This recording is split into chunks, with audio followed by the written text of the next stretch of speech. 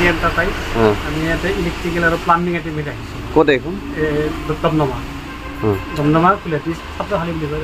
Damdama aerial Damdama পৰে তাৰমানে তোমাৰ দোকানখন দিবা আজি যোৱা মাহৰ 10 তাৰিখে হেৰি অপেনিং কৰিছিলোঁ বেছি মানে বস্তুখিনি মই মানে আনি আছিলোঁ তাতে মোৰ গাঁৱৰে ল'ৰা এজন অৰূপ কলিতা বুলি দেউতাক তেওঁ ঢুকাইছে তেওঁ আহি এনে আমি আমাৰ মই তেওঁক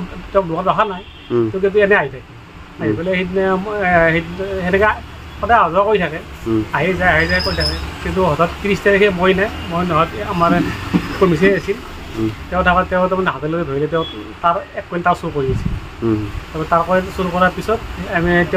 মই নাহে কাৰণে তেওঁ 1 চৰ মাৰি মোৰ লগত থকা দোকান ল'ৰাজনে 1 চৰ মাৰি তেওঁ এৰি দিলে পিছত যে মই গধূলি আহি চাওঁ আমাৰ ভিডিঅ'তে CC কেমেৰা ফুটেজবিলাক তেওঁ প্ৰায় 16 তাৰিখৰ পৰা আমাৰ যিটো CC কেমেৰা লগা তাৰ পৰা চোৱা গ'ল 16 তাৰিখৰ পৰা সদায় 1 কুইণ্টাল চুৰি কৰি আছে তেওঁ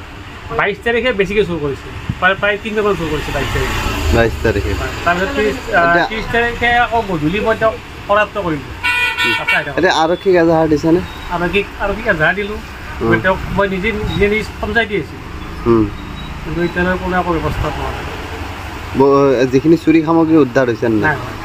নাই হোৱা এতিয়া কি অনুৰোধ জনাব আপুনি তেওঁ কিন্তু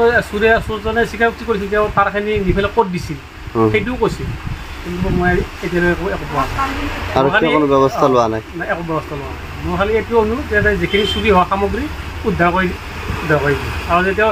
আৰু তেওঁ এই নহয় যে অকল মোৰতে চুৰ কৰিছে তেওঁ দমদমা কুলহাটী পাঁচগাঁও হাজো সকলোতে চুৰ কৰিছে তাতে ৰেকৰ্ডো আছে আৰক্ষীয়ে সামগ্ৰীখিনি উদ্ধাৰ কৰি দিব লাগে